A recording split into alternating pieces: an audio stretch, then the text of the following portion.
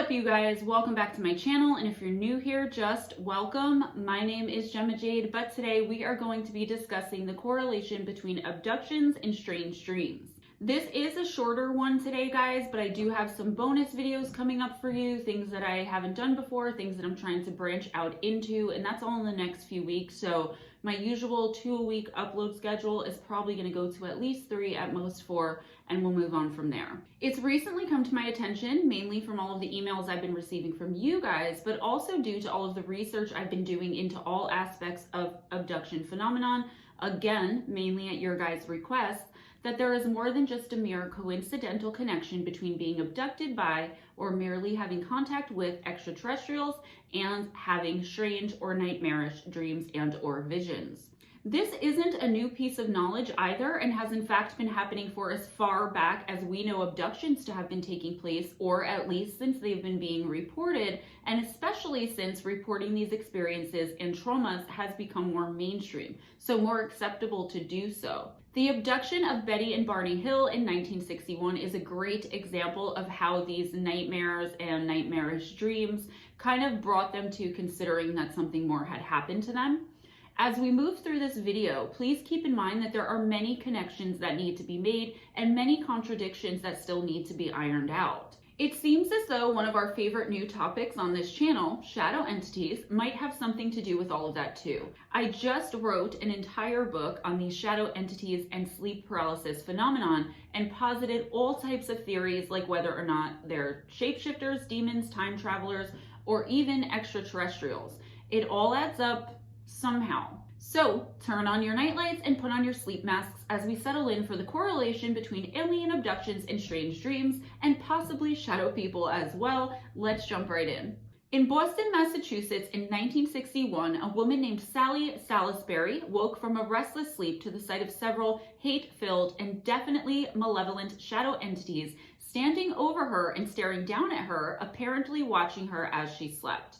I'd wager they were even the cause for the restlessness she was having in her sleep that cold winter morning, but for the intents and purposes of this video, I would say that's probably neither here nor there. As Sally opened her eyes and realized these evil and malicious, hate-filled beings were in her room and watching her, she also immediately realized she was experiencing what we have come to know as sleep paralysis.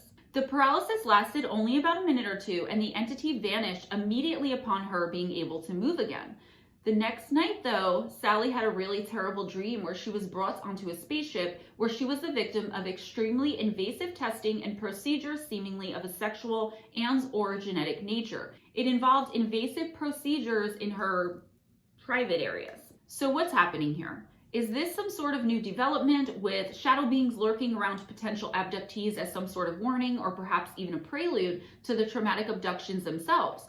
Well, from what I can tell so far, it's definitely not a new thing, not by any means, but there isn't always a presence of these night-stalking strangers, but more often than not, they do visit either before or after an alien abduction takes place. Have any of you guys ever experienced anything like this? As always, either email me or let me know what you think, or any of your experiences in the comments below. Our next witness is a man named Leonard Murray, who hails from Beckenham, Kent, England. In May of 1962, Leonard woke before dawn, and as he lay there in his bed, he immediately saw a, quote, spaceman, end quote, wearing, quote, a fishbowl space helmet, end quote. I'm sure we can all picture what this looks like in our heads right now, as this is the old school images of men from outer space, that big astronaut type helmet. And I say this because once again, and as usual, Hollywood somehow got it right. Anyways, this spacesuit was light blue in color, and our witness claims that this spaceman warned him of a third world war that was coming and suggested he and his family start preparing for the apocalypse that would surely follow, and soon. So it's worth mentioning that this could very well have been just some deeply ingrained anxiety this man had about the Cold War, or it's also possible that he was actually visited by an ET of some sort that was seemingly very concerned with the state and future of humanity. As we all know, there hasn't been a World War III yet, and this was 60 years ago. Is it possible the ET was talking about further into the future than this? If so, it goes without saying the man he visited, despite us not knowing how old he was, we do know he was a man and not a child, would most likely either be too old to care or not alive when all of it happened. Unfortunately, we will never know, as that's all the information I have on this particular encounter. Let's take a look now into the British Royal Air Force Provost and Security files, which are all now allegedly completely accessible to the public. I looked this up and I think this is their files about all things aerial, which includes UFOs, which would make sense, but if I'm wrong, please feel free to correct me in the comments below. So anyway, in one of the many reports, there is the bizarre encounter of the Morris family. This family were all together in the car and driving near the Staffordshire, England village of Barton under Needwood. It was the 4th of October, 1972 at approximately 11 p.m. Everyone in the car, so the whole family, claimed they saw a metallic-looking UFO hovering in the road directly in front of them, approximately 3 to 4 feet above the ground. The object made it so they were forced to come to a screeching halt and immediately were awe-inspired by what they were all witnessing. Within about 20 seconds though, the hovering object took off at super high speeds back into the sky and disappeared from sight. While the whole family had really strange, unusually bizarre dreams that night, the husbands and the wife stuck out as exceptionally odd, with George Morris dreaming that he had been taken aboard that same craft, and his wife, Sheila, dreamt that she was back in the car as well, but that there was a creepy looking odd little creature approaching and then standing next to the vehicle. So, were these just dreams brought on by the unusual experience of what they had all seen hovering there in the road, the UFO, or was it something more, as in they were both remembering, each of them, bits and pieces of what actually happened that night, which was that they, and most likely their children, or what and whoever other family were with them that night in the vehicle, had actually been abducted and the memories wiped somehow? I want to say attempted to be wiped, because if they're remembering them in dreams the same night, then they were not wiped. But I believe that something definitely tried to wipe the full memories. 3 friends, Sally, Mary, and Jen, were driving back home to Waco, Texas from a gig they had just done in Austin, Texas in April of 1982. They were teenagers, and so they were used to being up late and maybe experiencing some weird stuff. But what they saw on a lonely stretch of road at approximately 2 in the morning on this particular night was something else altogether.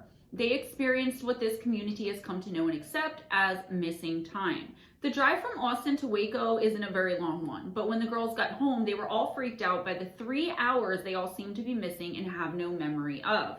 Almost immediately, all 3 of them started having the exact, extremely sinister and somewhat crazy same dreams of being accosted by dwarfish beings that, quote, had frog faces, end quote. The girls were all put through what we have come to know as usual experiments and probing, some would say similar to torture, and they were also all told that they would completely forget all about the experience. Seems someone or something out there got their wires crossed or made a very big mistake because, as it turns out, not one of them actually did forget, obviously. In the early morning hours of Christmas Day in 1985, a woman named Sandra Green was driving home from a Christmas Eve party in the city of Bath in England when she saw a UFO hovering on the side of the road near Stonehenge, Wiltshire, also in England. Once she got home and went to sleep, she had a bizarre dream where 3 men who we have now come to know well as the Men in Black, warned her to mind her business when it came to UFOs and to not get involved. I guess this would mean she shouldn't report it and that she should just try to forget what she saw and move on. The dream was vivid though, and Sandra was and still is thoroughly convinced that the MIB had somehow found a way to get inside of her head and into her dreams in order to passive-aggressively threaten her, as they're known nowadays very much so to do. So are the MIB able to not only enter someone's head in dreams, but to manipulate them as well? I believe there's plenty of evidence suggesting that extraterrestrials themselves can do just that, as is evident in this video, and I'm also of the belief that the MIB are extraterrestrials who work for the human government, just my own opinion, in order to keep things hush-hush regarding and involving UFOs and extraterrestrial abductions and encounters in general. I looked to see if I could find just a few more short encounters to make this video just a little bit longer and didn't find anything in my archives, but I'm sure as I search on, that will change and I'll be able to bring you all a part 2, which will be much longer. Between now and then though, I found so many different topics involving so-called dreams and extraterrestrial, supernatural, and just otherworldly entities and energies, and also so many possible connections between them, that I'm going to be working on another video real soon, but this was just too interesting to pass up. But again, it's like a part 1, the basics, so don't mind that it's so short. I do apologize, and I do try to make them as long as possible. And we'll be bringing you a lot more on this and so many other things, as always, in the very near future. What is up, you guys? Welcome back to my channel. And if you're new here, just welcome. My name is Gemma Jade, but today we are going to be discussing paranormal encounters that were had by real firefighters. Now, I'm putting out these two videos, so you notice I'm wearing the same outfit as the video I either just put out or that I'm about to put out, because that one was so super short and I feel kind of like I cheated you guys. So this is an old script that I had kind of just laying around, and I was like, what can I do to give those guys more Gemma, more content today, the day that I'm going to be releasing this? And I came up with this. So I really hope, I know they're two completely different topics, but you guys know me, that's just how I roll. And I'm also going to have some little bonus videos throughout the week as I bring myself into, instead of a 2 video a week content schedule, a 3 or 4 video a week content schedule. So I hope that you guys enjoyed this little bonus, because I didn't want to leave you guys with such a short video. We've discussed the paranormal encounters of physicians, emergency medical personnel, truckers, and random regular folks just minding their own business and going about their everyday lives. You guys seem to love that content, so I figured, why not firefighters too? Any occupation where you have to enter someone else's home, in my opinion, and just through my own experience, is an occupation where you're much more likely to encounter something paranormal than, say, your local grocery store manager or something like that, even though, as I've said a million times, and it's funny because I always use the grocery store as an example, there are dead everywhere. In the heat of passion or in the state of extreme emergency, which much of the time firefighters are rushing into and experiencing, it's imperative that these men and women not only remember, but focus on their training. However, what happens when they encounter something nothing in this world could have ever prepared them for? Grab your axes and get ready to bust through the door and run, because I'm bringing to you some paranormal encounters had by firefighters. Let's jump right in. Our first encounter comes from one of the brave men who was employed as a firefighter in New York during the 9/11 terrorist attacks and was witness to the total devastation and destruction left behind in the aftermath. He was a first responder immediately after the towers went down and said that to this very day he cannot explain the series of events that happened to him on that terrible and tragic day so long ago. He explained, quote, "The day that the eyes of the world were looking at New York and 2 burning buildings, that day was a hectic one in all of the precincts.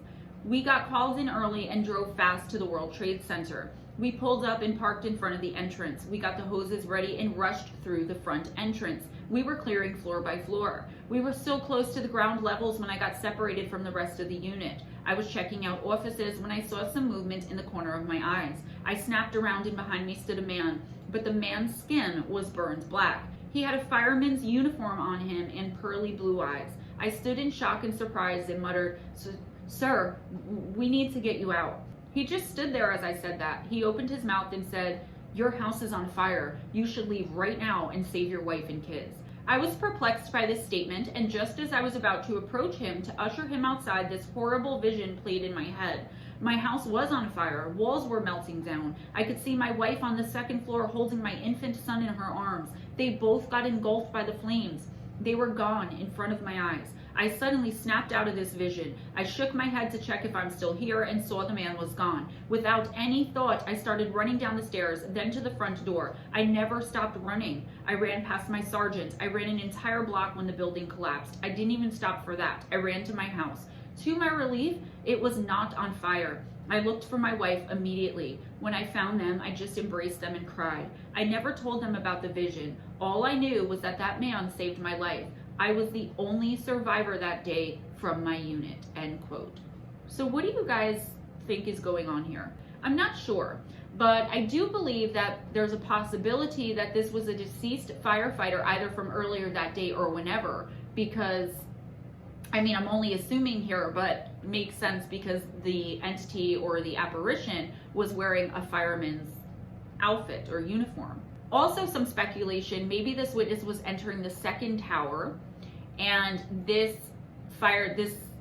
ghost of the firefighter gentleman who saved his life perhaps perished in the initial tower falling. Maybe the deceased firefighter knew the building was going to collapse any minute and that everyone inside was going to perish and showed our witness something horrific happening to his family. I mean, it makes sense because I highly doubt there could have been really anything else that would have gotten this brave man to just turn and run, not only out of the building without clearing it first, but from the entire scene as well, to run off duty. Just incredible, really. I mean, I've seen spirit do some really fantastic and amazing things to save random strangers, those that they loved. So I know we focus on the scary here a lot, but this is just wow. So I definitely believe it.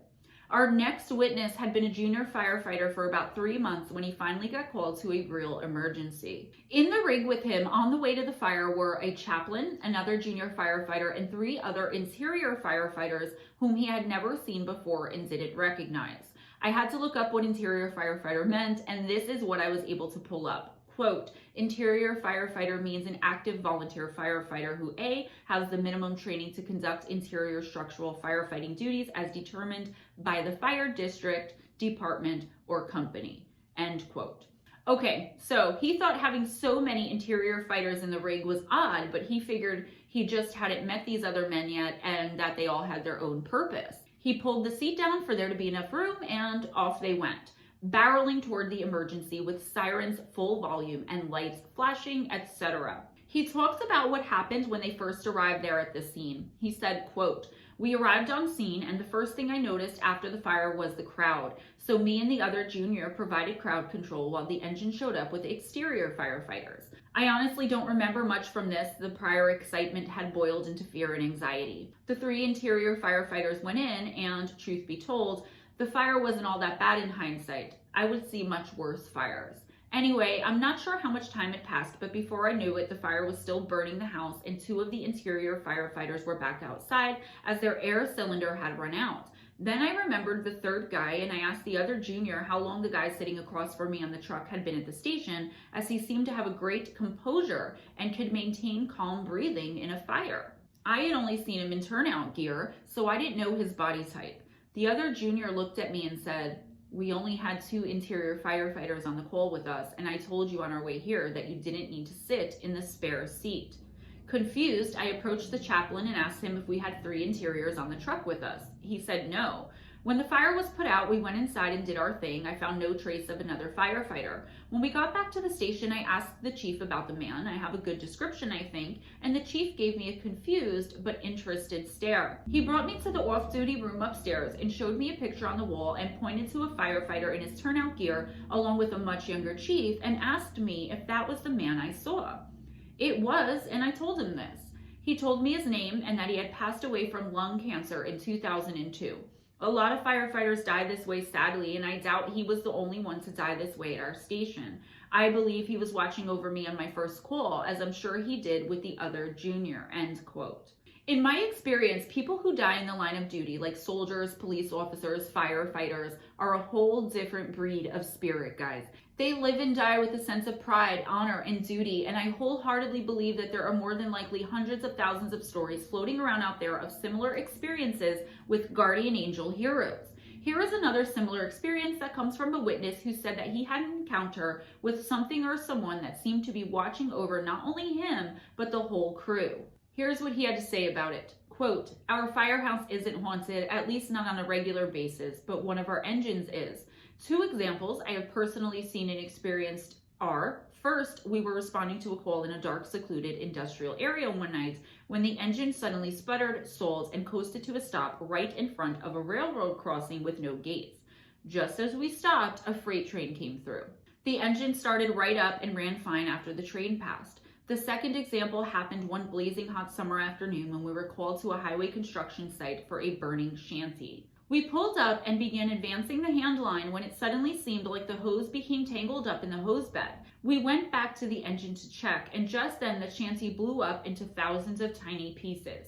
There were no tangles in the hose, and it wasn't caught or hung up anywhere, end quote. First of all, my first thought here, and I'm sorry, was what the hell is a shanty? And second of all, yeah, like I said earlier, it's that sense of duty that carries over in your soul. Once you're a hero and you have most likely obtained and achieved your own soul's purpose. Therefore, whether you incarnate on earth again or most likely wherever else or not, you're always going to have the soul of a hero, period. At least that's the way I see it. Our next witness said that he and his fellow firefighters had just responded to and put out a blazing fire at a townhouse on the first floor. Everything was routine until they were going through the building and knocking the windows out in order to provide ventilation.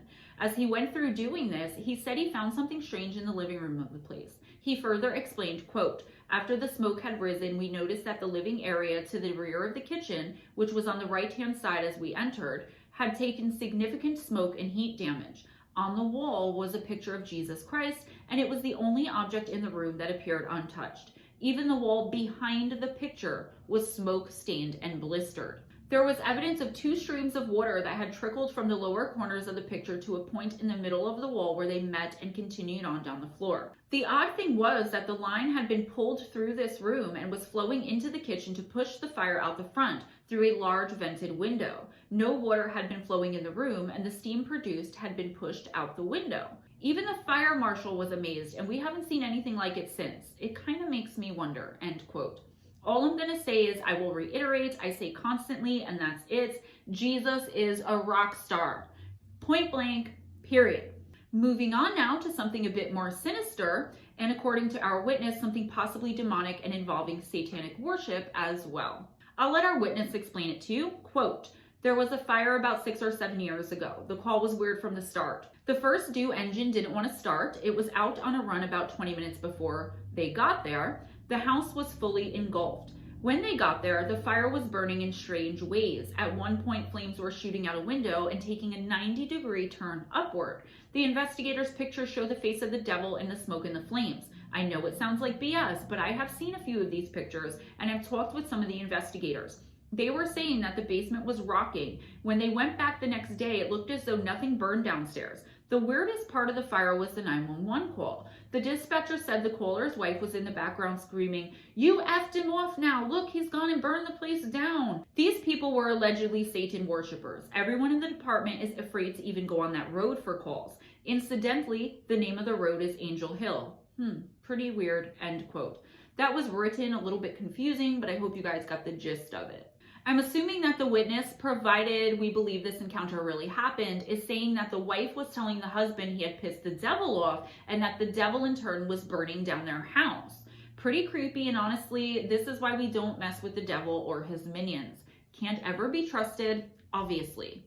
So I usually take paranormal encounters with a grain of salt while still being open to the possibility that whatever encounter I am presenting to you guys is real and giving the benefit of the doubt to the victims/witnesses. However, when it comes to professional people like firefighters, policemen, doctors, nurses, emergency responders, etc., I do tend to take the encounters just a bit more seriously. Like I said in the beginning though, guys, I struggled with whether or not to bring this one to you all because they aren't the usual scary and or terrifying encounters we're used to. But I did personally need a little bit of a break from the strange and bizarre, from the terror and the madness as well. So I hope you enjoyed this lighter video I brought to you on a usually very heavy subject. That's all I have for you today, guys. Please give this video a big thumbs up if you enjoyed hanging out with me, if you enjoyed this content, and if you just want to see me smile.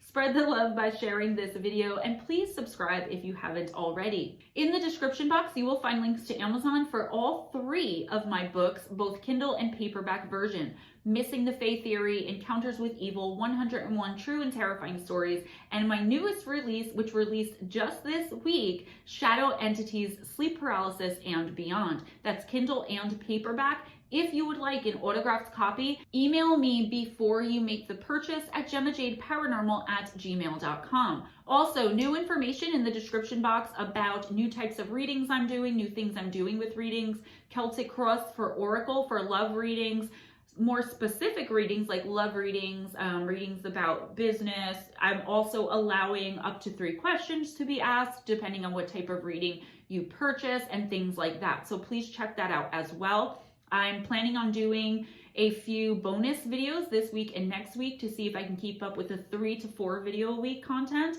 And I also want to start doing Anytime Oracle, which means whenever you stumble across the video, that's when you need to hear the message. And I'm going to be doing that over on my other channel, which has lain dormant for a really long time, I know, MoonBearOracle. So please go on over to MoonBearOracle, and I will try to leave a link in the description box for that as well. And subscribe if you're interested in my oracle readings and things like that.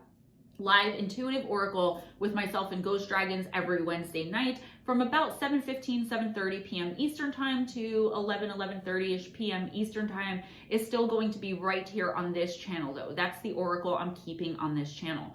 Again, for personals, email me any questions. If you have your own encounters with the supernatural and or paranormal, extraterrestrial, otherworldly, whatever.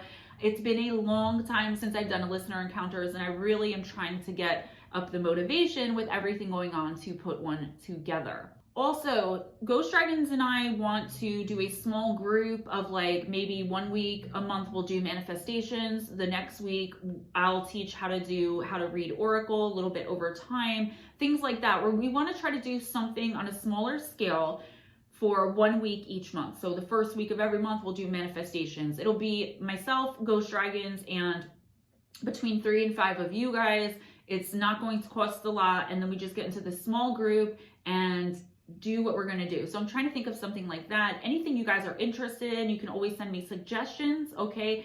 Again, and as always, I'm forgetting so much. Again, if you guys haven't checked out the show Disembodied Voices with Dr. Kelly Renee Schutz on the Paraflix Network, I am season 3, episode 6. It's a 2-parter. Ways to donate to the channel: PayPal, Patreon, Cash App, okay? And my Amazon wish list gift link if you want to send me a gift, a deck, some crystals, whatever, in the description box as well. And I'm working on getting back my inventory, getting my business, Gemma Jade Oracles, back up, because I'm going to be doing something with Christmas coming. You know, I'm going to have to raffle off some stuff, or we'll think of something fun to do. Be kind to each other, guys. It doesn't cost anything. Be kind to yourselves and never accept anything less than others being kind to you. Always go in grace, smile at a stranger, and I'll see you guys next time. Bye.